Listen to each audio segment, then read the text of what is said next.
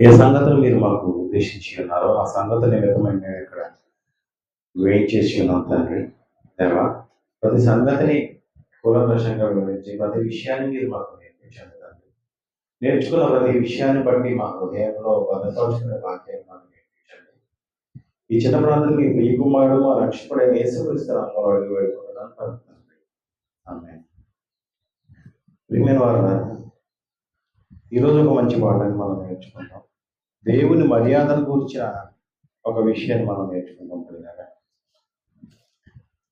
పరలోకమందున్న తండ్రి మనుషులకు తన మర్యాదను నేర్పించాలనుకున్నాడు. కానీ మనుషులు ఈ లోక మర్యాదను వారికి నేర్పించాలనుకున్నాడు. తమ పిల్లలుగా వస్తున్న ప్రతి ఒక్కరు, తన కుమారులుగా వస్తున్న ప్రతి ఒక్కరు, తన కుమార్తెలుగా పుడుతున్న ప్రతి ఒక్కరు కూడా వారి ఉద్దేశాలలో, దేవుని ఉద్దేశాలలో ఏమనుకున్నాడంటే, ఆయన యొక్క మర్యాదను నా కుమారులు నేర్చుకోవాలి, నా మర్యాదను నా కుమార్తెలు జ్ఞాపకాల్లో ఉంచుకోవాలి, నా మర్యాదను సమాజానికి తెలియచేయాలి. మర్యాదను తెలియచేయడం ఏంటండి? వారి యొక్క మర్యాదను సమాజానికి ప్రకటించడం ఏంటండి అని మీరు అనుకోవచ్చు. మనం కూడా మన యొక్క మర్యాదను మన పిల్లలకి నేర్పిస్తున్నాం. మీరు గమనించారండి? మీకు అర్థమైందా? పిల్లల కుమారులతో కుమార్తెలతో మనం కొన్ని సందర్భాల్లో మాట్లాడుతూ ఉంటాం. దురుసుగా మాట్లాడుతున్నారు అనుకోండి, మన పిల్లలు మర్యాదగా మాట్లాడుతున్నాం. మర్యాదను ఆడపిల్లలతో మాట్లాడే మర్యాద మీకు తెలియదా? పెద్దలతో ఎలా మర్యాదగా మాట్లాడాలో మీకు తెలియదా అని మనం వాళ్ళని ఫామ్ చేస్తూ ఉంటాం, అంటే మనం హెచ్చరిస్తూ ఉంటాం. ఒక్కొక్కసారి కొన్ని సందర్భాల్లో ఒక్కొక్కరు విపరీతమైన మాటలు మాట్లాడుతున్నారు అనుకోండి, వారిని జ్ఞాపకాల్లో పెట్టుకుని మనం ఏం చేస్తూ ఉంటాం? మీ తల్లిదండ్రులు నీకు నేర్పించిన మర్యాద ఇదేనా అని మాట్లాడుతూ ఉంటాం. అంటే ఈ లోక మర్యాదను మన కుమారులకు, మన కుమార్తెలకు తెలియచేయడం మనకి, అలాగే మన కుమారుల యొద్ద నుంచి, మన కుమార్తె యొద్ద నుంచి ఆ లోక మర్యాద తీసుకోవడం కూడా మనకి ఇష్టం. నిన్నే కదంటే ఏమంటారు? Give respect and take respect అనమాట. నువ్వు ఎదురుకు మర్యాద నీకు, అలాగే నువ్వు మర్యాద కూడా తీసుకోవాలి.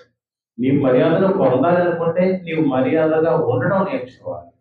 నీవు మర్యాదను సంపాదించుకోవాలంటే మర్యాదగా ప్రవర్తించడం నేర్చుకోవాలి అని మన పిల్లలకు నేర్పిస్తున్నాం. ప్రియగా అంతే కదండి. మనుషులైన మనము ఒక్కొక్కసారి మర్యాద తప్పి ఎవరైనా మాట్లాడాలనుకోండి, మనకు చాలా కోపం వస్తుంది. మనలో ఉన్న ఉగ్రసు, మనలో ఉన్న ఉద్రిక్తత వారి మీద చూపించడం కూడా జరుగుతుంది. ఎందుకంటే వాడు మర్యాద లేకుండా మాట్లాడుతున్నాడు. ఒక విఐపి ఉన్నారనుకోండి, ఒక ముఖ్యమైన వ్యక్తి, ఒక గౌరవ అధికారం పొందిన వ్యక్తులు ఎవరు ఉన్నారనుకోండి, వారి దగ్గరికి వెళ్ళి మన స్నేహితులతో మాట్లాడితే ఊరుకుంటాడంటే, మాకు ఎమ్మెల్యే గారి దగ్గరికి వెళ్ళాలండి, లేదంటే ఎంపీ గారి దగ్గరికి వెళ్ళాలి, సీఎం గారి దగ్గరికి వెళ్ళాలి. వెళ్ళి ఏదో నీ ఇంట్లో నీ స్నేహితులతో మాట్లాడితే ఎలా బాగున్నావా అన్నావు అనుకోండి, ఎలా ఉంటుందండి? వెంటనే మేడబెట్టి బయటకు వెళ్ళేస్తాను. కుదిరితే నేను చెప్పేస్తాను, నువ్వు ఎవరి దగ్గరికి వచ్చావు, ఎక్కడ నిలబడ్డావు, ఎవరితో మాట్లాడుతున్నావు, ఏం మాట్లాడుతున్నావు, అసలు నీకు మర్యాద తెలుసా, ఎవరో నీకు లోపల రానొచ్చింది అని చెప్పేసి బయటకు వెళ్ళేస్తాను. అంతే కదండి. అంటే కొందరు వ్యక్తులు ఎదుట మనం నిలబడేటప్పటికి వద్దనుకున్న అవసరం లేకపోయినా మర్యాద ఇచ్చి తీరాలి. కొందరు వ్యక్తుల దగ్గర మర్యాద ఇవ్వకపోయినా పర్లేదు, వారు మన స్నేహితులు, వారు మన ఇంట్లో వాళ్ళు, మన తల్లిదండ్రులు, వాళ్ళకి అంత అమ్మగారు, నాన్నగారు, అన్నగారు అనకపోయినా పర్వాలేదు.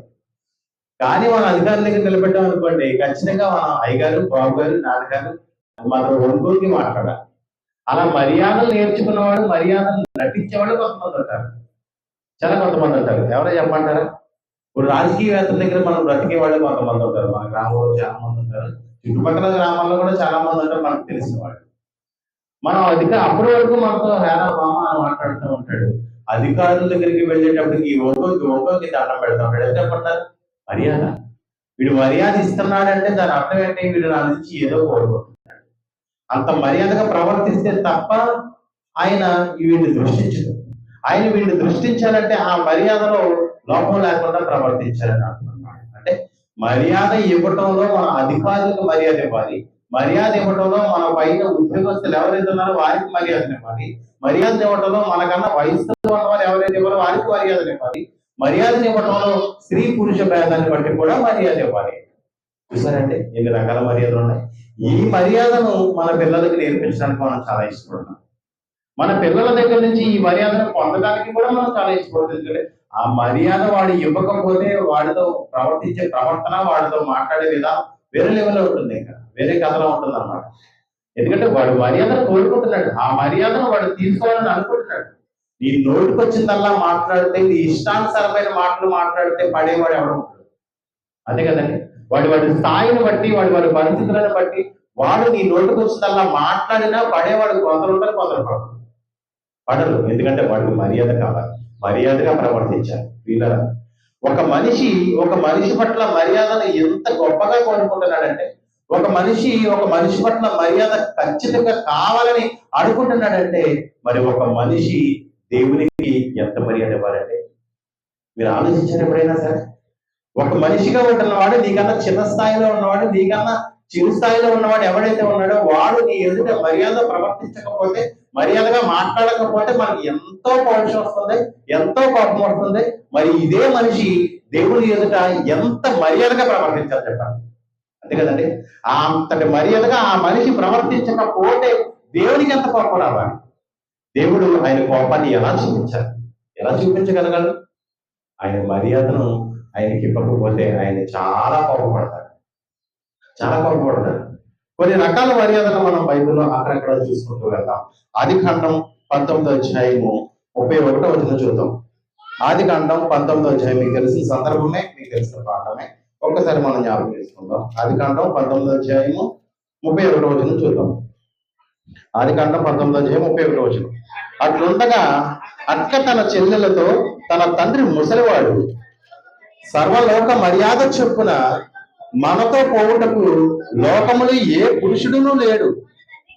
మన తండ్రికి ద్రాక్షరసము త్రాగించి అతనితో శైలించి తన తండ్రి వల్ల సంతానం కలుగు చేసుకుని రమ్మని చెప్పారు. చూసారండి, సర్వలోక మర్యాద చొప్పున ఏం చేయాలి? సర్వలోక మర్యాద చొప్పున తన తండ్రికి ద్రాక్షరసం ఇచ్చి మనకు సంతానం పుట్టించుకునే కార్యక్రమంలో మనం వెనుకాడకూడదని చెప్పేసి అక్క చెల్లితో చెబుతుంది, చెల్లి అక్కతో చెబుతుంది. వీరిద్దరు కలిపి ఒక సంతానాన్ని సంపాదించారు. దేని వలన? సర్వలోక మర్యాద చెప్పున. ఆనాటి కాలానికి, ఆనాటి సర్వలోకానికి ఒక మర్యాద ఉంది. వారు ఒంటరిగా చనిపోవడానికి వెళ్ళారు, వారు వంశవృక్షం లేకుండా చనిపోవడానికి వెళ్ళారు. మా వంశములో ఎవరో ఒకరు పుట్టాలి, మా వంశానికి ఒకరు నిలబడాలి, మా వంశానికి ఒకరు నిలబడాలన్న ఆంక్ష ఆనాటి కాలానికి, ఆనాటి జనాంగానికి ఒక ఆజ్ఞగా ఉంది. ఈ ఆజ్ఞ నెరవేర్చిన నిమిత్తం అక్క చెల్లెలు కలిపి తన తండ్రితో శయనించిన నిమిత్తం, తన తండ్రి ఆ విషయాన్ని ఒప్పుకోడు కాబట్టి, తన తండ్రి నీతిమంతుడు కాబట్టి, తన తండ్రి యథార్థవంతుడు కాబట్టి, తన తండ్రి ఈ మాటలు మాట్లాడితే తన తండ్రి ఊరుకోడు కాబట్టి, తన తండ్రిని మత్తులో పెట్టి ఈ లోక మర్యాదను జరిపించాడు. ఇది లోక మర్యాద, అది దేవుని మర్యాద కాదు. ఈ లోకులు ఏమంటున్నారంటే ఇది దేవుని మర్యాదగా ఉంటుంది, ఇది దేవుని మర్యాద ఎంత గొప్పగా ఉంటుందా అని వారు మాట్లాడుతుంది. ఇది దేవుని మర్యాద కాదు, అది లోక మర్యాదని ఆనాడే రాసి పెట్టాడు, ఆనాడే దేవుడు మాట్లాడాడు. అది లోక మర్యాద. ఆ లోక మర్యాదలోనికి వెళ్ళి దేవుణ్ణి తీసుకొచ్చి ఇది దేవుని మర్యాద ఎలా ఉంటుందా అని ప్రశ్నించేవాడు అందరికీ దేవుడు ఆనాడే సమాధానం చెప్పాడు.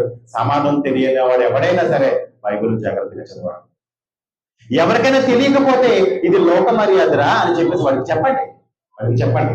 ఇది దేవుని మర్యాద కాదు, దేవుని మర్యాద ఎలా ఉండదు, దేవుని మర్యాద ఎంత గొప్పగా ఉంటుందో ఈ పాఠాన్ని చూస్తే మీకు అర్థమవుతుంది. అది దేవుని మర్యాద. దేవుని మర్యాదకు దేవునికి మర్యాద ఇస్తే దేవుడు మనకు మర్యాద ఇస్తాడన్న సంగతి మీరు గమనించాలి. అంతే కదండి, give respect and take respect అని మనం మాట్లాడుతున్నాం అంటే, ఎదుటివాడికి నువ్వు మర్యాద ఇస్తే ఎదుటివాడు కూడా నీకు మర్యాద ఇస్తాడు. దేవుడికి నువ్వు మర్యాద ఇస్తే దేవుడు కూడా నీకు మర్యాద ఇస్తాడు. దేవుడిచ్చే మర్యాద అద్భుతంగా ఉంటుంది. దేవుడిచ్చే మర్యాద మనుషుల లాంటి మర్యాద కాదు, ఎంతో ఉన్నతమైన మర్యాద. తెలుసు కదండి, ఈ లోక మర్యాదను ఆచరించే మనుషులకు దేవుని మర్యాద అర్థం కాదు. మర్యాదను చూద్దాం. ఆదికాండం 29వ అధ్యాయము 26వ వచనం. వాతావరణాన్ని బట్టి తొందరగానే ముగిస్తాను, కంగారు పడకండి. ఆదికాండం 29వ అధ్యాయము 26వ వచనం. ఆదికాండం 29వ అధ్యాయము 26వ వచనం. అందుకు లాబాను పెద్దదానికంటే ముందుగా చిన్నదానినిచ్చుట మా దేశ మర్యాద కాదు. చూసారండి, పెద్దదానికంటే చిన్నదాన్ని ఇచ్చుట మా దేశ మర్యాద కాదు. ఎవరితో చెబుతున్నాడు? యాకోబుతో చెప్తున్నాడు. అంతే కదండి, యాకోబు తెల్లవారగానే లాభాన్ని తన చిన్నదానిని ఇచ్చి పెద్దదానిని ఇచ్చి వివాహం జరిపించేశాడు. రాహేలు కోసం ఎదురు చూస్తున్నాడు ఆయన. లేయనిచ్చి వివాహం చేసేసాడు చీకట్లో, ముసుగు తీయకుండా. ఆ చీకట్లోనే కార్యక్రమం జరిపించాడు. తెల్లవారి చూసేటప్పటికి లేయ తన పడక మీద ఉన్నది. లేయని చూసి ఆశ్చర్యపోయాడు, భయపడిపోయాడు. నేను ఎవరిని వివాహం చేసుకోవాలనుకున్నాను, ఎవరిని ఇష్టపడ్డాను, ఎవరిని బట్టి నేను ఇన్ని సంవత్సరాలు నీకు వారం చేశాను, ఇన్ని సంవత్సరాలు వారం చేసిన తర్వాత నీకు పరివారంగా నేను మారిన తర్వాత నీవు నాకు ఇచ్చిన బహుమానం ఇదా అని లాభాన్ని అడుగుతున్నాడు యాకోబు. అప్పుడు యాకోబు ఏం చెబుతున్నాడంటే, లాభాన్ని ఏం చెబుతున్నాడంటే యాకోబుకి, ఇది మా పెద్దదాన్ని పక్కన పెట్టి చిన్నదాని నుంచి వివాహం చేయటం మా దేశ మర్యాద కాదు. ఈనాటికి కూడా ఉంది కదండి, మనం పెద్దవాళ్ళకి వివాహం చేస్తాం తప్ప ముందు చిన్నవాడిని తగలబెట్టేసి ముందు పెద్దవాడిని వెనకాల చేద్దాం అని ఎవరు అనుకుంటారు? అలా అనుకుంటున్నామంటే అక్కడ ఏదో జరిగిందని అనమాట. అలా జరిగిందంటే ఆడు ఏదో చక్క పెట్టాడని అర్థం, అంతే కదండి. చిన్నవాడు ముందు వివాహానికి సిద్ధపడిపోయాడంటే, చిన్నవాడు ముందు వివాహానికి వచ్చేసాడంటే దాని అర్థం ఏంటి? పెద్దవాడు వెనుకబడ్డాడని, పెద్దవాడు వెనుకబడ్డాడని. సో పెద్దవాడికి ముందు జరిపించి, లేదంటే చిన్నదానికి వెనకాల జరిపించడం ఆ దేశ మర్యాద. ఈనాటికి కూడా దేశంలో ఈ మర్యాద ఉంది, ఈ మర్యాద ఉంది. పెద్దదానికి వివాహం చేసిన తర్వాత చిన్నదానికి వివాహం చేస్తాడు. పెద్దవాడిని చక్కబెట్టిన తర్వాత చిన్నవాడిని చక్కబెట్టడం దేశాల యొక్క మర్యాద. ఇది దేశాల మర్యాద. ఆనాడు లాభాన్ని యాకోబుతో చెబుతాడు ఆ సంగతి. ఇంకా నీకు రాహేలు కావాలా? లేయని నేను నీకు ఇచ్చాను, ఎందుకంటే నా దేశ మర్యాదని నేను పోగొట్టుకోను. ఒక మాటతో కొట్టేశాడు ఆయన బాధని. 7 సంవత్సరముల కష్టాన్ని, 7 సంవత్సరాల పనివారము ఒక మాటతో చేశాడు. ఏంటో తెలుసా? ఇది నా దేశ మర్యాద కాదు. నీకు మరలా ఒకవేళ రాహేలు కావాలనుకుంటే మరో 7 సంవత్సరాల కాలం చెయ్యి, ఇదిగో ఈ వారం పూర్తి చెయ్యి అని చెప్పేసి ఆయనతో మాట్లాడుతున్నాడు. ఇది ఒక దేశ మర్యాద, అవును కదండి. న్యాయాధిపతుల గ్రంథంలో మరో సంగతిని చూద్దాం. న్యాయాధిపతుల గ్రంథం 14వ అధ్యాయము, న్యాయాధిపతుల గ్రంథం 14వ అధ్యాయము, 14వ అధ్యాయము 10వ వచనం. సంసోను గారి గురించి న్యాయాధిపతుల గ్రంథం 14వ అధ్యాయము 10వ వచనం. 10వ వచనమా? 14వ అధ్యాయము 10వ వచనం.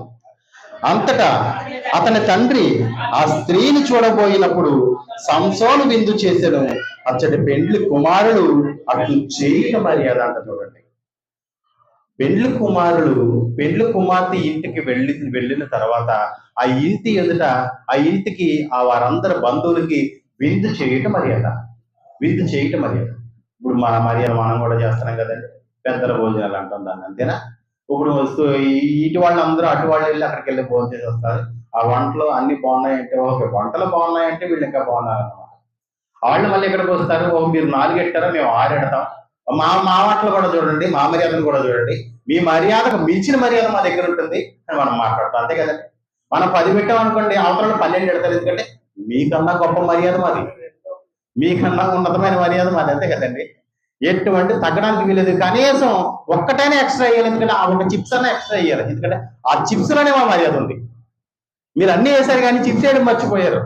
ఆ చిప్స్ వేయటంలోనే మా మర్యాద ఉంది. ఇదిగో మా మర్యాద చిప్స్ లాంటి మర్యాద అనమాట. మా మర్యాద ఒక అప్పడం లాంటి మర్యాద అనమాట, అంతే కదండి. ఎంతటి మర్యాద అంటే, ఒక పెండ్లి కుమారుడి ఇంటికి వెళ్ళి భోజనం చేసి వారి మర్యాదను గమనించుకుని వెనక్కి రావటం, ఒక పెండ్లి కుమార్తె ఇంటికి వెళ్ళి వారి యొక్క మర్యాదను గమనించుకుని మరలా వెనక్కి రావటం, ఈ మర్యాదలు అన్ని బాగుంటే అప్పుడు వివాహ కార్యక్రమానికి ముందుకు రావడం, అంతే కదండి. మర్యాద తేడా వచ్చింది అనుకోండి, ఇంటికి వెళ్ళిన తర్వాత పెండ్లి భోజనాలకు వెళ్ళిన తర్వాత అందరికి చారు కాసి పెట్టేశారు అనుకోండి, ఆవకాయ పచ్చడేసి చారు కాసి పెట్టేశారు అనుకోండి, సరిపోయింది అనుకున్నారు అనుకోండి, వీడు మర్యాద ఇదేవాడు రా, వీడు ఇప్పుడే చారు పెట్టాడంటే రేపు గంజేస్తాడు అనమాట, అంతే కదా. వీడు ఇప్పుడే చారు పెట్టాడంటే రేపు గంజేస్తాడు. యువతలోకి వచ్చిన తర్వాత వీడు ఉప్మా వండి పెట్టేశాడు అనుకోండి, చివరికి మా దగ్గర ఏమీ లేదు, ఉప్మాలో ఒకటే ఉంది, ఇదిగో మీరు ఎంతమంది తింటారో తినండి అని చెప్పేసి ఉప్మా వండి పెట్టేశాడు అనుకోండి, ఇదేం మర్యాద? మర్యాద తేడా వచ్చిందంటే ఆ కార్యక్రమాలు జరగవు, మర్యాద తేడా వచ్చిందంటే వివాహాలు జరగవు, మర్యాదలో మాట తేడా వచ్చింది అనుకోండి ఇంకా దారుణంగా ఉంటుంది. ఎందుకంటే పెళ్లిలలో మనం జరిగే వివాదాలు మనం చూస్తూనే ఉన్నాం, కార్యక్రమాల్లో జరిగే వివాదాలు మనం చూస్తున్నాం. ఎదుటి వాడి మర్యాదను, వాడి గొప్పతనాన్ని తెలియచేయ నిమిత్తం అప్పుల పాలైనా సరే మర్యాదకు లోటు చేయడు. ఇక అల్లుని ఇంటికి తీసుకెళ్తారు, కోడళ్ళ ఇంటికి తీసుకొస్తారు, అక్కడ ఇంకా చాలా మర్యాదలు ఉంటాయి. ఒక 6 రోజులు 4 రోజుల్లో వీడు మేపాలి, ఒక గొనపోతు మీరు మేపాలి. ఈ మేపడంలో మర్యాద తేడా వచ్చింది అనుకోండి, ఎక్కడి నుంచి వీళ్ళకి కైకేయమంటారు, ఇక మా కుమారుడికి సరైన తిన్నట్లేదట, ఇదిగో సరైన మాంసం కట్టలేదట, సరైన చేప కట్టలేదట, అంత చేత కాకపోతే పంపించండి వెనక్కి, మేము చూసుకుంటాం అంటాడు, అంతే కదండి. ఏంటి భోజనం కోసమా? ఆ భోజనంలో మర్యాద ఉందా? ఏదైనా పానీయంలో మర్యాద ఉందా? ఏదైనా పప్పలు వండి పెట్టడంలో మర్యాద ఉందా? పండగ మాకు అల్లుడికి ఉంగరం పెట్టలేదు, పండగకు బట్టలు ఎట్టలేదు, మా కూతురికి చెప్పులు ఎట్టలేదు, గుడ్డెట్టలేదు. ఎందుకండి ఇవన్నీ? ఇది మర్యాద? ఇది దేవుని మర్యాద అండి? లోక మర్యాద. దేవుని వాక్యాన్ని తెలుసుకున్నవాడు, దేవుని ప్రకారం బ్రతుకుతున్నవాడు, వారికి కలిగినది ఏదో వాళ్ళు పెడతారు, వాళ్ళు కలిగినది ఏదో వాళ్ళు ఇస్తారు. ఇది మర్యాద. ఏది ఇచ్చినా ఏది ఇవ్వకపోయినా సరే మర్యాదగా వెనక్కి రావడం మర్యాద. అంతే కదండి? నాకు ఇది ఎక్కువైంది, నాకు ఇది తక్కువైంది అని మాట్లాడటం చాలా పొరపాటు ప్రియులారా, చాలా పొరపాటు. మరి ఎన్ని బాధలు పడుతున్నారో నీకు మర్యాద చేయడానికి, వారు ఎన్ని ఇబ్బందులు పడుతున్నారో నీకు మర్యాదను కల్పించడానికి, వారు ఎన్ని ఇక్కట్లు పడుతున్నారో వాళ్ళు నీకు ఆ మర్యాదను నిలబెట్టుకోవడం నిమిత్తం. అంతే కదండి? వీడు మర్యాద నిలబెట్టుకోవడం, వాడు అప్పులు పాలైపోతూ ఉంటాడు. చచ్చేంత వరకు ఆ మర్యాద నిలబెట్టుకోవాలి అల్లుడి దగ్గర, చచ్చేంత వరకు ఆ మర్యాద నిలబెట్టుకోవాలి అత్తగారి దగ్గర. దానికోసం ఏదన్నా చెయ్యాలి. ప్రియులారా గమనించండి ప్రియులారా, ఇది లోకపు మర్యాద, లోకపు మర్యాద. మరో విషయాన్ని నేను మీకు జ్ఞాపకం చేద్దారనుకుంటున్నాను. రాజులు రాసిన మొదటి గ్రంథం 18వ అధ్యాయము 27వ వచనం. రాజులు రాసిన మొదటి గ్రంథం 18వ అధ్యాయము 27వ వచనం. ఈ మంచి సందర్భం మనం అందరికీ తెలిసిందే. ఇది ఏలియా గారి సందర్భం. ఏలియా గారు అన్య దేవతలకి దేవునికి ఉన్న మధ్య వ్యత్యాసాన్ని తెలియజేయ నిమిత్తం ఒక పందాన్ని వాడి మధ్య నిలబెట్టాడు. బలిపశువులను వారి మధ్య నిలబెట్టాడు. ఇక బలిపశువులను నరికి బంధించి, మీరు ఆకాశం నుంచి అగ్ని దింపి ఈ బలిపశువులను మీరు కాల్చివేయగలిగితే మీ దేవుళ్ళు గొప్పవాడు, మీ దేవతలు గొప్పవారని నిరూపించి నేను నమ్ముతాను. మేమందరం మీకు సాష్టాంగ పడతాం. ఒకవేళ మీరు అది చేయలేకపోతే నేను చేస్తాను, అది చేసిన తర్వాత కూడా మీరు మా దేవుడిని నమ్మకపోతే అన్నాడు. ఆ సందర్భంలో ఆయన మాట్లాడుతున్నాడు చూడండి, వారి యొక్క మర్యాదను ఆయన జ్ఞాపకం చేస్తున్నాడు చూడండి. 27వ వచనం. ఉదయం నుంచి వాళ్ళు ఎన్నో సరే 26వ వచనం చూద్దాం. 18వ అధ్యాయం, రాజులు రాసిన మొదటి గ్రంథం 18వ అధ్యాయం 26వ వచనం. వారు తమకు ఇయ్యబడిన ఎద్దును తీసుకుని సిద్ధము చేసి ఉదయం మొదలుకొని మధ్యాహ్నం వరకు బయలా మా ప్రార్థన వినమని బయలు పేరును బట్టి ప్రార్థన చేసిరి. కానీ ఒక మాట అయినను ప్రత్యుత్తరం ఇచ్చివాడు ఎవడను లేకపోగా వారు తాము చేసిన బలిపీఠం వద్ద గంతులు వేయ మొదలు పెట్టారు. ఇక వాళ్ళు పీక్ స్టేజ్కి వెళ్ళిపోతారు. ఇక మా దేవుని మర్యాద, మా దేవతల యొక్క మర్యాద నేను మీకు చూపించడానికి ఉదయం నుంచి బయలా మా ప్రార్థన విను, బయలా మా ప్రార్థన విను అని మాట్లాడుతున్నారు. ఇక మధ్యాహ్న కాలం వచ్చింది, ఎటువంటి సమాధానం కనబడటం, ఎటువంటి స్పందన కనిపించడం లేదు. ఈ బలులు ఎలా ఉన్న బలులు అలాగే ఉన్నాయి, ఈ పశువు ఎలా ఉన్న పశువు అలాగే ఉంది, అగ్ని రావటం లేదు, నీళ్లు రావటం లేదు, వీళ్ళు వచ్చి చెమట కారిపోతుంది, వీళ్ళకి ఓపిక అయిపోతుంది. ఇక మధ్యాహ్నం వచ్చేటప్పటికి వాళ్ళ ప్రవర్తన చూడండి. ఒకవేళ ఏలియా గారు వాళ్ళతో ఏం మాట్లాడతారో చూడండి. 27వ వచనం. మధ్యాహ్నం కాగా ఏలియా వాడు దేవుడై ఉన్నాడు. మీరు గమనించారు? అసలు వాడు దేవుడై ఉన్నాడు. వాడి మర్యాదను చూపించమను. వాడు దేవుడై ఉన్నాడు. పెద్ద కేకలు వేయుడి. వాడు ఒకవేళ ధ్యానం చేయించున్నాడేమో, దూరముగా ఉన్నాడేమో, ప్రయాణం చేయించున్నాడేమో, వాడు నిద్రపోతున్నాడేమో, మీరు ఒకవేళ లేపవలసి ఉన్నదేమో అని అపహాస్యము చేయగా మాట్లాడుతున్నాడు. వారి దేవతల కోసం, వారి దేవుళ్ళ కోసం ఏలియా గారు మాట్లాడేటప్పటికి వాడు ఎలా ప్రవర్తిస్తున్నారు చూడండి. అసలు వాడు ఒకవేళ నిద్రపోయాడేమో, వాడు ఒకవేళ ప్రయాణంలో ఉండిపోయాడేమో, నిద్రపోయి ఒకవేళ మెలకుగా ఉండి మత్తుగా తిరుగుతున్నాడేమో, లేపాలేమో, పడుకుంటున్నాడేమో, నటిస్తున్నాడేమో, ఒకవేళ లేపండి అని వాడు హేళన చేయగా వాడికి ఎంత పౌరుషం వచ్చింది చూడండి. 28వ వచనం. వారు మరి గట్టిగా కేకలు వేయచ్చు, రక్తము కారు మట్టుకు తమ మర్యాద చొప్పున కత్తులతోనూ శస్త్రములతోనూ తమ దేహములను కోసుకొని చుండినట్టు చూడండి. ఇక వాళ్ళకు ఒక మర్యాద ఉండిపోయింది. చివరికి ఏంట మర్యాద? వారి దేవుళ్ళను, వారి దేవతల యొక్క నుంచి రెస్పాన్స్ రావాలంటే రక్తాన్ని చిందించాలి, రక్తాన్ని చిందించాలి. ఆ రక్తాన్ని చిందించడంలో మనం కోపాన్ని చూపించాలి, మన మర్యాద ఏంటో చూపించాలి. వారి మర్యాదను కత్తులతోనూ శస్త్రములతోనూ తమ శరీరమును చీల్చుకునే స్థాయికి వెళ్ళిపోయారు. తమ శరీరమును చీల్చుకునే స్థాయికి వెళ్ళిపోయారు. ఇది లోక మర్యాద. ఈ లోక మర్యాద నిమిత్తం మనుషులు ఎలా ప్రవర్తిస్తున్నారో చూడండి. వారి ప్రవర్తనలో దేవుడు ఆ మర్యాదను చూడాలనుకోవటం లేదు, దేవుని మర్యాదను చూడాలనుకుంటున్నాడు. దేవుని మర్యాదను చూడాలనుకుంటాడు. దేవుని మర్యాదను చూడకపోతే దేవుని రియాక్షన్ ఎలా ఉంటుందో చెప్పమంటారా? ఒక మంచి సందర్భాన్ని నేను మీకు చూపిస్తాను. రాజులు రాసిన 2వ గ్రంథం 17వ అధ్యాయం చూద్దాం. రాజులు రాసిన 2వ గ్రంథం 17వ అధ్యాయము 24వ వచనం. రాజులు రాసిన 2వ గ్రంథం 17వ అధ్యాయము, రాజులు రాసిన 2వ గ్రంథం 17వ అధ్యాయము 24వ వచనం. అష్షూరు రాజు బబులోను, కూత, అవ్వ, హమాతు, సెపర్వయీము అను తన దేశములలో నుండి జనులను రప్పించి ఇశ్రాయేలు వారికి మారుగా షోమ్రోను పట్టణములలో ఉంచెను. గనుక వారు షోమ్రోను దేశమును స్వతంత్రించుకొని దాని పట్టణములలో కాపురము చేసింది అని అంటున్నాడు. ఏ దేశాల మీద ఆయన యుద్ధానికి వెళ్ళాడో అష్షూరు రాజు ఆ దేశాల యొక్క ప్రజలందరినీ ఎక్కడ తీసుకొచ్చాడు? షోమ్రోను ప్రాంతానికి తీసుకొచ్చాడు. షోమ్రోను ప్రాంతం అంటే యెరూషలేము ప్రాంతం, ఇశ్రాయేలు ప్రాంతం. ఇక ఇశ్రాయేలులందరినీ తీసుకువెళ్ళి మరో చోట కూర్చోబెట్టాడు. అంటే దేవుని పిల్లలు ఉండవలసిన స్థానాన్ని మార్చాడు ఆయన. దేవుని పిల్లలు ఉండవలసిన ఆ మనుషులను మార్చాడు ఆయన. దేవుని పిల్లలు షోమ్రోను పట్టణంలో ఉండేవారు. ఆయన రాజుగా యుద్ధాన్ని జరిగించి వారి మీద యుద్ధాన్ని నెగ్గి ఆ నెగ్గిన తర్వాత ఆ ప్రజలందరినీ తీసుకొచ్చి దేవుని ప్రజలు నివసించు ప్రాంతము మధ్య నిలబెట్టాడు. ఇక దేవుని ప్రజలందరూ ఏమైపోయారు? మరో ప్రాంతానికి షిఫ్ట్ అయిపోయారు. ఇక దేవుని ప్రజల స్థానాన్ని తీసుకున్న ఆ మనుషులు ఏం చేస్తున్నారో దేవుని మర్యాద వారికి తెలియలేదట. ఎందుకంటే తన కుమారులు దేవుని పట్ల ఎలా మర్యాదగా ఉండాలో వాళ్ళకి తెలుసు. దేవుడు ఎలాంటి మర్యాదను వారికి నేర్పించాడో వారికి తెలుసు. ఆ మర్యాద ఈ ప్రజల మధ్య కనిపించడం లేదు. ఈ ప్రజల మధ్య కనిపించడం లేదు. చూడండి, నిన్న వచ్చిన అది 26 చదవండి. 25. అయితే వారు కాపురం ఉండను ఆరంభించినప్పుడు యెహోవా యందు భయభక్తులు లేనివారు కనుక యెహోవా వారి మధ్యకు సింహములను పంపెను అని వారిలో కొందరిని చంపినట్టు చూడండి. ఇక వారి మధ్య దేవుని మర్యాద ఏమి కనిపించడం లేదు. దేవునికి మర్యాద ఇచ్చే ప్రవర్తన కానీ, దేవునికి మర్యాద ఇచ్చే మాటలు కానీ, దేవునికి మర్యాద ఇచ్చే పరిస్థితులు కానీ ఆ ప్రజల మధ్య ఏమి కనిపించడం లేదు. ఈ ప్రజలందరూ నా ప్రజల స్థానాన్ని తీసుకున్నారు కానీ నా ప్రజల లాంటి లక్షణాలు వీరికి కనిపించడం లేదు. దేవుడు కూడా అదే బాధపడుతున్నాడు. మన పట్ల దేవుడు అదే బాధపడుతున్నాడు. తన కుమారుల స్థానాన్ని మనం తీసుకున్నాం. ఈరోజు ఎందరో భక్తులు ఈ దేశాన్ని, ఈ భూభాగాన్ని విడిచి వెళ్ళిపోయారు. వారి కాలములలో, వారి సమయములలో వారి పనులను ముగించుకుని, దేవుని పనులను ముగించుకుని వారి స్థానానికి వారు వెళ్ళిపోయారు. ఈ భూమిని విడిచిపెట్టి వెళ్ళిపోయారు. ఈ భూమి మీద ఉన్నవారు ఎవరు? మనము.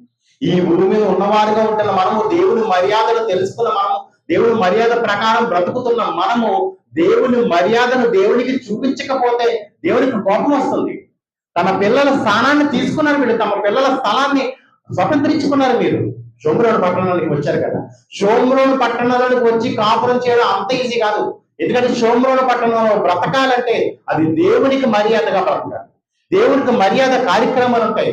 దేవునికి మర్యాదగా ప్రార్థన చేయాలి. దేవునికి మర్యాదగా వాక్యాన్ని చదవాలి. దేవుని మర్యాదను ప్రజలకు తెలియచేయాలి. ఈ కార్యక్రమాలు ఏవి జరగడం లేదు అక్కడ. ఈ రోజు భూమి మీద, ఈ రోజు సమాజంలో జరుగుతున్నది ఏంటి చూడండి. దేవుని మర్యాద మాకు తెలుసు అనుకున్నవాడు దేవుని మర్యాదను ప్రకటిస్తున్నాడండి. దేవుని మర్యాద మాకు తెలుసు అనుకున్నవాడు దేవుని మర్యాదను సమాజానికి తెలియజేస్తున్నాడండి. ఏదో పెద్దల పట్టి గౌరవం నేర్చుకో, ఆడవాళ్ళ గౌరవం నేర్చుకో, స్త్రీల గౌరవం నేర్చుకో, అధికారుల గౌరవం నేర్చుకో, దీన్నే నేర్పిస్తున్నాం తప్ప దేవునికి గౌరవం ఇవ్వడం నేర్చుకో. దేవుని పట్ల మర్యాదగా బ్రతకడం నేర్చుకో. దేవుని వలన మర్యాదగా బ్రతకడం అంటే ఏంటో తెలుస్తుంది. దాన్ని ప్రకటించు. అని నీ కుమారుడికి తెలియజేసావా? నీ కుమార్తెలకు తెలియజేసావా? ఉదయం లేవగానే ప్రార్థన చేయడం దేవునికి మర్యాద. ఉదయం లేవగానే బైబిల్ చదవడం దేవునికి మర్యాద. ఉదయం లేవగానే దేవుని కార్యక్రమాలు ఏంటో ఆలోచించుకోవడం దేవునికి మర్యాద. సాయంత్రం పడుకునేటప్పటికి దేవునికి కృతజ్ఞత తెలియజేయడం దేవుని మర్యాద. దేవుని మర్యాదను సమాజానికి ప్రకటించడం అది దేవునికి గౌరవార్థమైన కార్యక్రమం అని నీ పిల్లలకు తెలియజేస్తావా? కనీసం నీవైనా గమనించుకున్నావా? లేదు, గమనించుకోలేదు. సింహములను విడిచిపెట్టాడట. సింహాలు విడిచిపెట్టాడట. ఎందుకు సింహాలు వచ్చాయో, ఎందుకు ఈ సింహాలు మా మధ్యకు వచ్చాయో, ఇప్పటి వరకు మేము ఉంటున్న దేశాలలో కానీ, మా గ్రామాలలో కానీ అడవుల్లో ఉండవలసిన సింహాలు, అరణ్యంలో బ్రతకవలసిన సింహాలు మనుషుల మధ్యకి ఎందుకు వచ్చాయి? ఈ మనుషులను ఎందుకు చంపుతున్న వారికి ఏం అర్థం కావటం లేదు. అప్పుడు రాజుకి విన్నవించుకుంటున్నారు. 27వ వచనం, 26వ వచనం.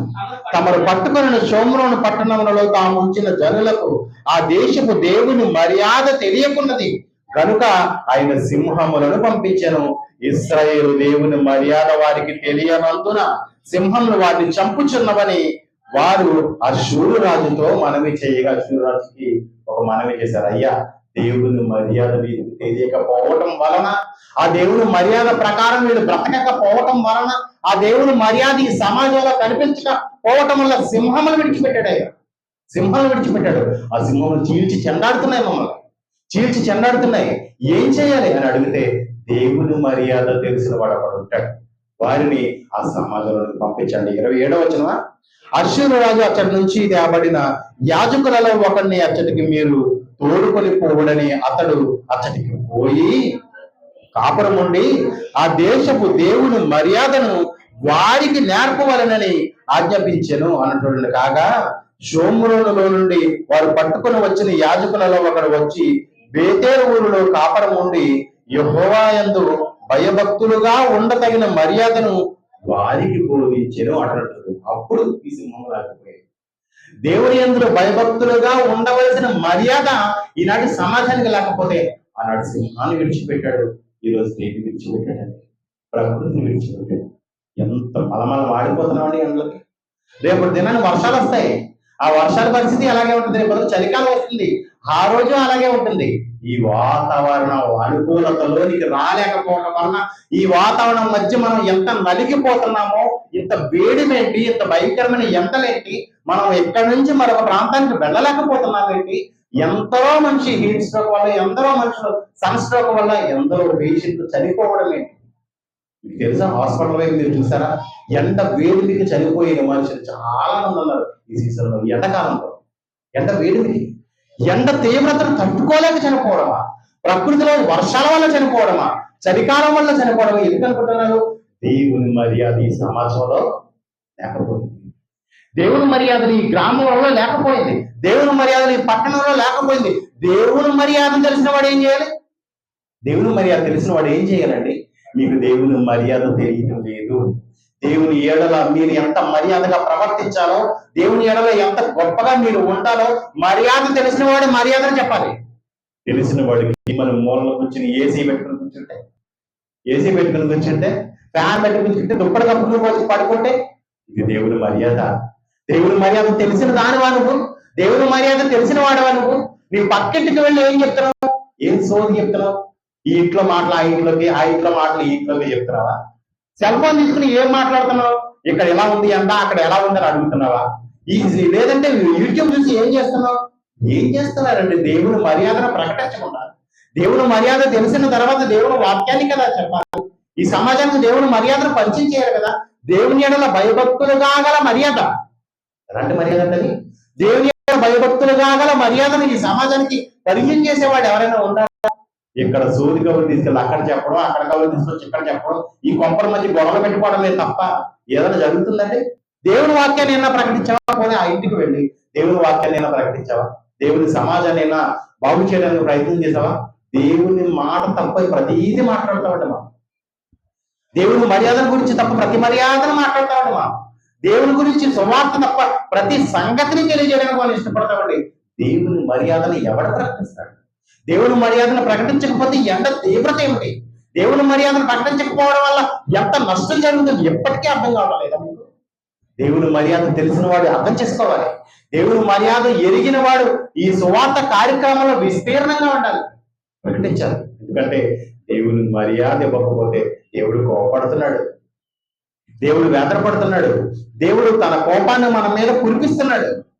దేవుడు తన కోపాన్ని మన మీద కురిపిస్తే మనం తట్టుకోగలమా, తాళగలమా? తాళలేక మనం ఎంత వేదన పడిపోతున్నాం మీరు గమనించండి. మన పిల్లలు ఉన్నారు అందులో, మన కుటుంబీకులు ఉన్నారు అందులో, మన సమాజం ఉంది అందులో, మన బాధ్యత కలిగిన వారు ఎందరో ఉన్నారు, మన బంధుమిత్రులు ఉన్నారు. వీళ్ళందరికీ దేవుని మర్యాద ఏమీ తెలియటం లేదండి.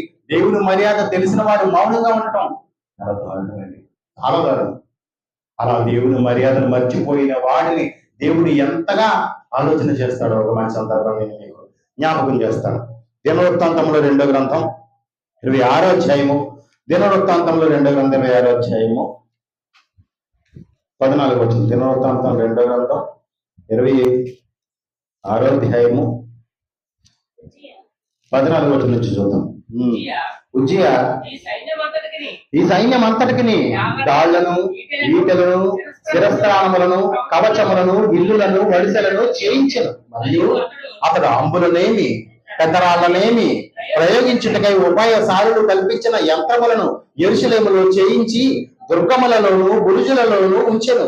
అతడు స్థిరపడి వరకు అతనికి ఆశ్చర్యకరమైన సహాయము కలిగను గనుక అతని కీర్తి దూరముగా వ్యాపించింది. ఎలా? ఉజ్జియ కోసం దేవుడు మాట్లాడుతున్నాడు. ఈ ఉజ్జియ కోసం అతడు స్థిరపడి వరకు ఆశ్చర్యకరమైన సహాయం దేవుని ఎడల జరుగుతుంది. ఎందుకంటే ఉజ్జియ దేవుని ఎడల మర్యాద కలిగి ఉన్నాడు. ఉజ్జియ దేవుని ఎడల మర్యాద కలిగి ఉంటున్నప్పుడు దేవుడు ఉజ్జియ పట్ల కూడా మర్యాద కలిగి ఉంటాడు కదా. ఎంతగా మర్యాద కలిగి ఉన్నాడంటే దూరముగా ఆయన మర్యాద వెళ్ళిపోతుంది. ఉజ్జియ ఎంత గొప్పవాడు, ఉజ్జియ ఎంత యుద్ధ సన్నద్ధుడు, ఉజ్జియ ఎంత గొప్ప రాజు, ఉజ్జియ ఎంత గొప్ప సైన్యము గలవాడు, ఉజ్జియ ఎంత గొప్ప డాళ్లను రాళ్లను ప్రయోగించు పనిముట్లను కలిగిన వాడు ఉన్నాడు. ఉజ్జియ అంత గొప్పవాడు. ఉజ్జియ అంత గొప్ప స్థానం, అంత గొప్ప పేరు, అంత గొప్ప కీర్తి దూరంగా వెళ్ళిపోతుంది. దేశాలు దాటికెళ్ళిపోతుంది, ప్రాంతాలు దాటికెళ్ళిపోతుంది. ఉజ్జియ ఎంత ఉన్నతమైన వాడు అన్నది ప్రాంతాలు దాటికెళ్ళిపోతుంది. అంత గొప్ప. ఎందుకంటే ఆయన స్థిరపడే వరకు దేవుని మర్యాదను కలిగిన వాడు. దేవుని మర్యాద కలిగి ఉన్నంత కాలం దేవుడు కూడా అతనికి మర్యాద ఇస్తూ ఉన్నాడు. ఇప్పుడు చూడండి 16వ వచనం. అయితే అతడు స్థిరపడిన తర్వాత అతడు మనసును గర్వించి చెడిపోయాను. అతడు ధూపపీఠము మీద ధూపము వేయుటకై యెహోవా మందిరములలో ప్రవేశించి తన దేవుడైన యెహోవా మీద ద్రోహము చేయగా ఇప్పుడు ఆయన రాజుగా మారిపోయాడు. గొప్ప కీర్తిని పొందాడు, గొప్ప ఉన్నతవాడు అయిపోయాడు. ఇప్పుడు ఏం చేశాడో తెలుసా? దేవుని మందిరంలోనికి అడుగు పెట్టాడు. ఎంత గొప్ప రాజు అయితే ఏంటి, దేవుని మందిరంలో అడుగు పెట్టడానికి కొందరు ఉన్నారు. అదొక మర్యాద. దేవుని మందిరంలోకి ఎవడు అడుగు పెట్టాలో వాడే అడుగు పెట్టాలి. దేవుని మందిర సేవ ఎవరు చేయాలో వాళ్ళే చేయాలి. దేవుని మర్యాదను ఎవరు ప్రకటించాలో వాళ్ళే ప్రకటించాలి. దేవుని మర్యాదను నిలబెట్టుకున్న ఆ ఉజ్జియ దేవుడి మర్యాద ప్రకారం బ్రతికితే సరిపోను, గర్వించి చెడిపోయాడట. ఇప్పుడు చూడండి 17వ వచనం. యాజకుడైన అజర్యాయు అతనితో కూడా ధైర్యవంతులైన యెహోవా యాజకులు 8 మందియు అతని వెంబడి లోపలికి పోయి వారు రాజైన ఉజ్జియాని ఎదిరించి, ఉజ్జియా యెహోవాకు ధూపం వేయుటకై ప్రతిష్ఠింపబడిన అహరోను సంతతి వారైన యాజకుల పనియే గాని నీ పని కాదు అన్నట్టు. ఇది నీ పని కాదు. నీ పని ఏమిటి? ఈ ప్రజలను పరిపాలించడం. నీ పని ఏమిటి? ఈ ప్రజల కోసం ఆలోచించడం, యుద్ధ సన్నద్ధాలను నీ సంబంధించిన ఏదైతే నువ్వు సిద్ధపరచడం దాన్ని సిద్ధపరచుకోవడం. అది నీ పని. ఇది నా పని, మా పని. ఇది యాజకులుగా మమ్మల్ని దేవుడు ఎన్నుకున్నాడు. కొంతమంది మేము ఉన్నాం, మేము దేవునికి యాజకత్వం చేయాలి, మేము దేవునికి అర్పణ చేయాలి, మేము దేవుని ఎడల ఆలోచన చేయాలి, దేవుని సేవ నిమిత్తం మేము ఎన్నుకోబడిన కొందరు ఉన్నాం. వారి కోసం మేము ఆలోచించాలి. మేము చేయాలి, నువ్వు చేయడానికి వీలేదు. ఏం జరిగింది? పరిశుద్ధ స్థలములో నుంచి బయటకు పొమ్ము, నీవు ద్రోహము చేసి ఉన్నావు, దేవుడైన యెహోవా సన్నిధి నీకు ఘనత కలుగు చేయదని చెప్పగా ఉజ్జియా ధూపము వేయుటకు ధూపార్తిని చేత పట్టుకుని రౌద్రుడై యాజకుల మీద కోపము చూపెను. యెహోవా మందిరంలో ధూపపీఠము ప్రక్క అతడు నుండగా యాజకులు చూచుచునే ఉన్నప్పుడు అతని నొసట కుష్ఠ రోగము పుట్టెను అంటున్నాడు. చూడండి ఏం జరిగింది అసలు. రౌద్రుడైపోయాడంట. అసలు నన్ను నువ్వు ధూపార్తిని చేయొద్దంటావా, నన్ను నువ్వు యాజకత్వం చేయొద్దంటావా, నన్ను నువ్వు బలివద్దంటావా, ఎవరు నువ్వు పట్టుకోవడానికి రౌద్రుడైపోయాడంట. అసలు ఎంత కోపం చూపించాడండి. నీ గర్వం వెనక ఉంటుంది కోపం. గర్వం ముందు వచ్చిందంటే వెనకాల కోపం వస్తుంది, కోపం ముందు వచ్చిందంటే గర్వం వస్తుంది. నీకు దేవుడు సహాయం చేస్తున్నాడన్న సంగతిని నీవు మర్చిపోయి, దేవుని మర్యాద నీకు చూపిస్తున్నాడన్న విషయాన్ని మర్చిపోయి రౌద్రుడే నువ్వు ప్రవర్తించా. చూసావు ఉజ్జియ. చూడండి ఉజ్జియ ఏం చేశాడు? రౌద్రుడై ప్రవర్తన కలిగి ఉన్నాడు, రౌద్రుడైపోయాడు. అప్పుడు దేవుడు ఏం చేశాడో తెలుసా? అతని నొసట ఒక కుష్ఠము పుట్టించాడు. ఎన్నో వచనం అండి? 19వ. ఉజ్జియ ధూపం వేయుటకు ధూపార్తిని తన చేత పట్టుకుని రౌద్రుడై యాజకుల మీద కోపము చూపెను. యెహోవా మందిరములో ధూపపీఠము ప్రక్కన అతడు ఉండగా యాజకులు చూచుచునే ఉన్నప్పుడు అతని నొసట కుష్ఠ రోగము పుట్టెను అంటాడు. కుష్ఠ రోగం పుట్టిందని అర్థం ఏంటో చెప్పమంటారా? ఒక లోపం కలిగిన జంతువు దేవాలయంలోనికి రావడానికి వీల్లేదు. ఒక లోపం కలిగిన మనిషి దేవుని ఆలయంలోనికి రావడానికి వీల్లేదు. అది ఎక్కడ పుట్టాలి? మనుషులందరికీ కనిపించి నిమిత్తం ఎక్కడ పుట్టాలి? రాజవస్త్రములు ఎలా ఉంటాయండి? అరికాల దగ్గర నుంచి నడుమెత్తు మాత్రం వరకు ప్రతిదీ అలంకరణగా ఉంటుంది. శరీరం ఎక్కడ కనబడదు. కనపడే పాత్ర ఒకటి ఉంది, నుదుట. ఆ నుదుట మాత్రమే కనబడుతుంది. ఆ నుదుట మీద పుట్టింది చూడండి. ఎక్కడ? ఎక్కడ? ప్రజలందరికీ తెలియాలి. ప్రజలందరికీ కుష్ఠరోగి అన్న విషయం తెలియాలి. రోగము కలిగిన, కుష్ఠము కలిగిన రోగస్తుడు అని ప్రజలందరికీ తెలియాలంటే కరెక్ట్గా నుదుటి మీద కనిపించాలి. అక్కడ కనిపిస్తాడు. ఉన్న పాటన దేవుడు వాడికి రోగాన్ని ఇచ్చాడు, కుష్ఠమునిచ్చాడు. ప్రజలందరికీ అది కనిపించింది, విజిబుల్ అయింది. వెంటనే ఏం చేశారండి? బయటికి గెంటేశారు. చూడండి ఎన్నో వచనం, 20వ వచనం. ప్రధాన యాజకుడు నజర్యాయును యాజకులందరూ అతని వైపు చూడగా అతడు నొసట కుష్ఠము గలవాడే ఉండెను గనుక వారు తడుగు చేయక అక్కడ నుండి అతన్ని బయటకు వెళ్ళగొట్టిరి. యెహోవా తన్ను మొత్తెనని ఎరిగి బయటకు వెళ్ళుటకు తానును త్వరపడు. వాడికి కూడా అర్థమైపోయింది. ఇంకా ఉజ్జియాకు కూడా అర్థమైపోయింది, నా నుదుటి కుష్ఠం వచ్చిందా, అమ్మో దేవుడు కోపం చూపించాడు, అయితే నేను కూడా అర్జెంటుగా బయటకు. ఎందుకంత తొందరగా వెళ్ళిపోవాలి? అసలు కుష్ఠరోగం కలిగిన వాడు కానీ, లోపం కలిగిన వాడు కానీ దేవుని సన్నిధిలో అడుగు పెట్టడానికి వీల్లేదు. ఆనాటి కాలానికి ఉన్న మర్యాద అది. ఈనాటి కాలానికి ఉన్న మర్యాద ఏంటంటే పాపము కలిగిన వాడు దేవుడి యొద్దకు రానకి వీల్లేదు. ఒకనాడు శరీర రౌద్రము కలిగిన వాడు, శరీర దౌర్బల్యం కలిగిన వాడు, కుష్ఠరోగం కలిగిన వాడు దేవుని మందిరంలోకి రావడానికి ఎలా అర్హత పొందలేకపోయారో, ఈనాడు పాపం కలిగిన వాడు ఎవడైతే ఉన్నాడో వాడు దేవుని మందిరంలోకి రావడానికి వీల్లేదు. ఒకవేళ వచ్చావా, నీ పాపాన్ని దేవుని ఎదుట ఒప్పుకుని దేవుని ఎదుట మర్యాదగా ప్రవర్తించడం నేర్చుకోవాలి. దేవుని ఎదుట మర్యాదగా ప్రవర్తన నేర్చుకోవాలి. ఎప్పుడు పాపం లేకుండా లేడు. ప్రతి ఒక్కడు పాపం కలిగిన వాడే. పాపం కలిగిన వీడు ప్రతి ఒక్కడు ఎలా రావాలో తెలుసా? దేవుని సన్నిధికి. ఇదిగో తండ్రి, నీ మర్యాదను తెలుసుకోవడానికి వచ్చాను, నీ మర్యాదను ప్రకటించడానికి వచ్చాను, నా ఎడల కూడా నీ మర్యాదను చూపించి తండ్రి అని దేవుణ్ణి అడిగేవాడిగా నువ్వు నిలబడాలి. ఉజ్జియా త్వరపడ్డాడు, యాజకులు త్వరపడ్డారు. మొత్తానికి రాజగృహంలో నుంచి ఎక్కడికి దోసేశారండి? ఊరి చివరికి దోసేశారు. ఎక్కడికండి? కుష్ఠరోగం కలిగిన వాడు సమాధానం పెడతారా? కుష్ఠరోగం కలిగిన వాడు, అంత పెద్ద గవర్నమెంట్ హాస్పిటల్ ఉందండి కాకినాడలోని, అది వారందరి మధ్యలోనే పెట్టారా? రోడ్డు అవతల ప్రత్యేకమైన ఒక విభాగం నిర్మించి అక్కడ పెట్టాడు. ఎందుకు? వీళ్ళు ప్రత్యేకంగా ఉండాలి. ప్రత్యేకంగా లేదనుకోండి, వీళ్ళు వాడికి బాధడు, వాడి వీడు బాధడు, సమాజం అంతా కుష్ఠంతోనే ఉంటుంది. సమాజం అంతా కుష్ఠరోగులే ఉంటారు. సమాజం అంతా కుష్ఠరోగులా ఉండకూడదంటే వాళ్ళకి ఒక పీరియడ్ ఉంటుంది. ఆ మందులు వాడేంత వరకు టీబీ కలిగిన వాళ్ళు కూడా ట్యూబర్కులోసిస్ అంటారు. వాళ్ళని కూడా ప్రత్యేకంగా పెట్టారు. ఈ రెండు విభాగాలు సెపరేట్ గా ఉంటాయి. చూడండి, ఏ హాస్పిటల్, ఏ గవర్నమెంట్ హాస్పిటల్ చూడండి, ఎంత పెద్ద హాస్పిటల్స్ అన్నా చూడండి, వాళ్ళు ప్రత్యేకపరుస్తారు. దేవుడు కూడా ఏం చేశాడు తెలుసా? రాజగృహంలో రాజసింహాసనం మీద కూర్చోవలసిన ఉజ్జయ ఎక్కడికి వెళ్ళిపోయాడు తెలుసా? ఊరి గవినికి వెళ్ళిపోయాడు, ఊరి చివరికి వెళ్ళిపోయాడు. ఆ ప్రాంతానికి ఆ మనుషులకి సంబంధం లేదు. చివరికి ఆ కుష్ఠముతోనే చనిపోయాడు. ఎందుకు ఇదంతా?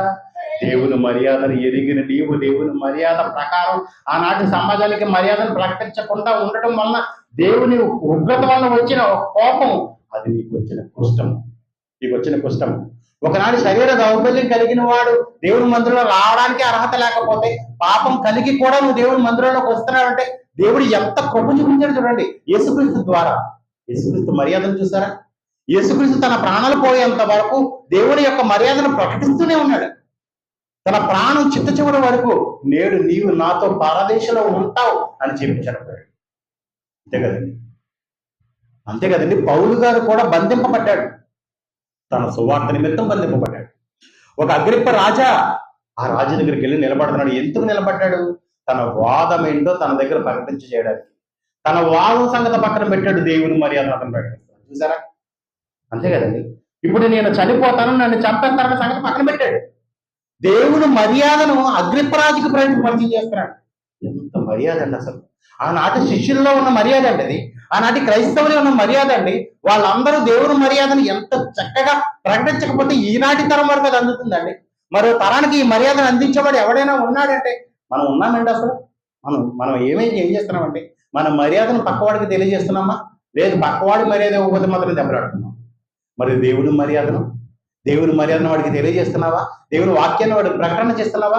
సింహాలను విడిచిపెడతాడు జాగ్రత్త. చీల్చి చెండాడేంత వరకు వదలవవి. ఒక మంచి సందర్భం. అపొస్తల కార్యములు 26వ అధ్యాయం. అపొస్తల కార్యములు 26వ అధ్యాయము 27వ వచనం. అపొస్తల కార్యములు 26వ అధ్యాయము 27వ వచనం. అపొస్తలుల కార్యములు 26వ అధ్యాయము 27వ వచనం. చదువు. అగ్రిప్ప రాజా, తమ ప్రవక్తలు నమ్ముచున్నారా? నమ్ముచున్నారని నేను ఎరుగుదును. అందుకు అగ్రిప్ప, ఎంత సులభముగా నన్ను క్రైస్తవుని చేయుచుచున్నావే అని పౌలుతో చెప్పినట్టు చూడండి. ఏంటండి పౌలు వెళ్ళిన కార్యక్రమం ఏంటి? పౌలు చేస్తున్న పని ఏంటి? పౌలు తనను ఉరివేస్తారని, తను చంపేస్తారని భయపడతలేదు. ఆయన భయపడతలేదు. ఒకటే మాత్రం చెప్తున్నాడు, మీరు ప్రవక్తలు నమ్మారు కదా, మీరు నమ్ముతున్నారని నాకు తెలుసు. అంటే దాని అర్థం సమాధానం కూడా చెప్పనివ్వటం లేదు. మీరు వార్తలు నమ్ముతారు, అవును నాకు తెలుసు ప్రవక్తలు నమ్ముతారు. ప్రవక్తలు నమ్మారంటే ప్రవక్తల వెనకున్న దేవుడిని కూడా నమ్మాలి కదా.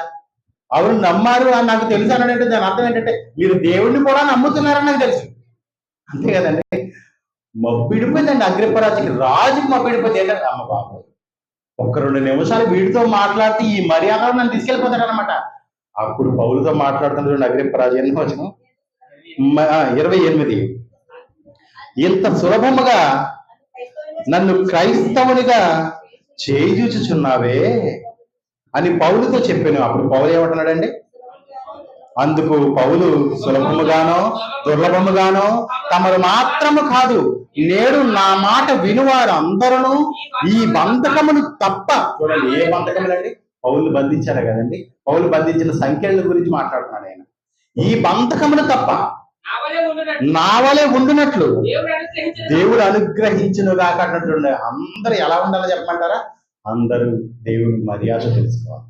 దేవుని మర్యాద తెలుసుకోవాలి. అది సులభముగానో దుర్లభముగానో ఎలాగైనా సరే నీవు సులభముగా తెలుసుకోవడం దేవుడు నీకు అంగీకరించాడు. ఇదిగో సులభముగా దేవుని మర్యాద నీకు చెబుతున్నాడు ఆయన. ఒకవేళ సులభముగా దేవుని మర్యాద నువ్వు తెలుసుకోలేదనుకో, ఒకనాడు ఉజ్జియాకు కూడా అర్థమవుతుంది. ఉజ్జియా కూడా దేవుని దేవాలయం నుంచి రావటానికి త్వరపడిపోయాడంటే ఉజ్జియాకి ఎప్పుడు అర్థమైంది? దుర్లభముగా ఉన్నప్పుడు అర్థమైంది, బాధాకరంగా ఉన్నప్పుడు అర్థమైంది, సులభంగా ఉన్నప్పుడు అర్థమైందా? సులభంగా ఉంటే అర్థమైతే ఆ యాజకత్వం చేయడానికి ముందుకు వెళ్తాడు, రౌద్రం చూపిస్తాడా? చూపించడు. దేవుడు నీ పట్ల ఇంకా సులభముగా దేవుని సువార్తను నీకు ప్రకటించడానికి, దేవుని మర్యాద నీకు తెలియచేయడానికి ఎదురు చూస్తున్నాడు. కాబట్టి నువ్వు సులభంగా వింటున్నావు. ఒకవేళ నువ్వు సులభంగా వినటం నీకు చేతకాలేదనుకో, దుర్లభముగా వినిపించడం కూడా దేవుడికి తెలుసు. దుర్లభముగా కష్టంగా బాధల్లో ఉన్నప్పుడు కూడా వినిపించడం, అప్పుడు కూడా దేవుడు దాన్ని ధ్యానింప చేయడం దేవుడికి తెలుసు. దేవుడికి నువ్వు అవకాశం ఇవ్వకు.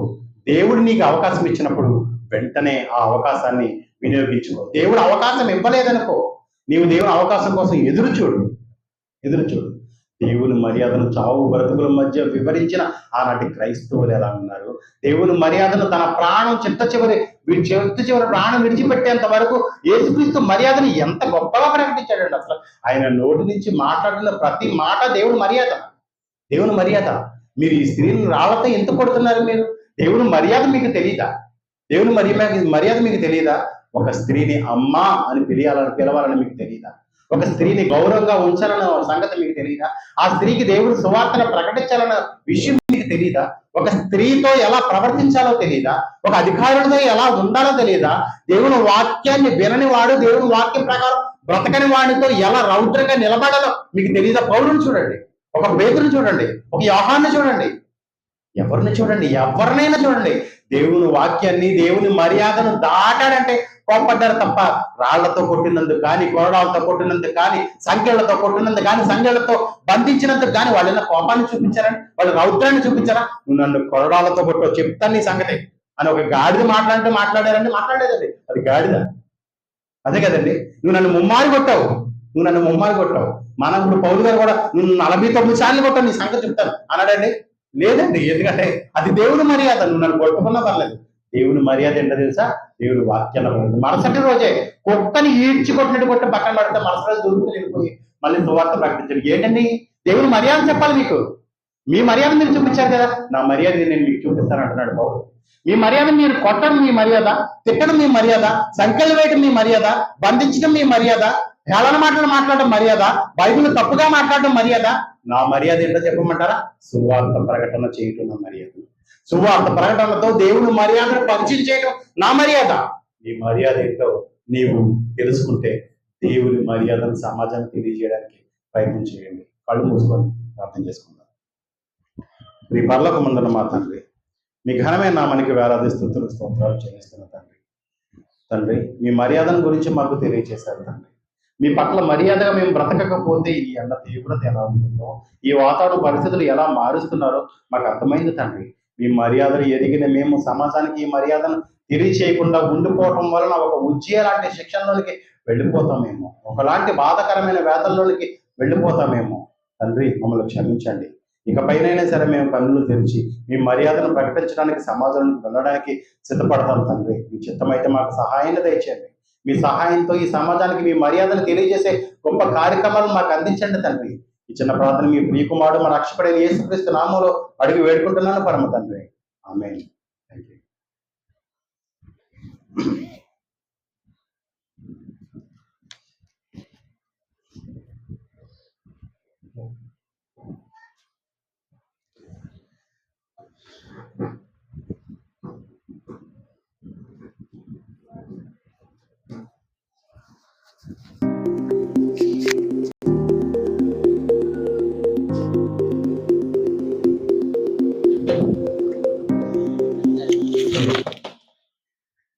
దేవుని మర్యాద అనేటువంటి చక్కని అంశాన్ని మరి వివరించేటువంటి సహోదరులకి ప్రభుపేట వందనములండి.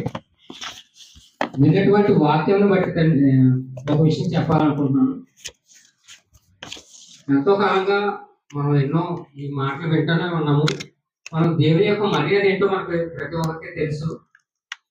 కానీ ఇప్పటికీ ఆ యొక్క మర్యాదను మనం కాపాడలేకపోతున్నాం.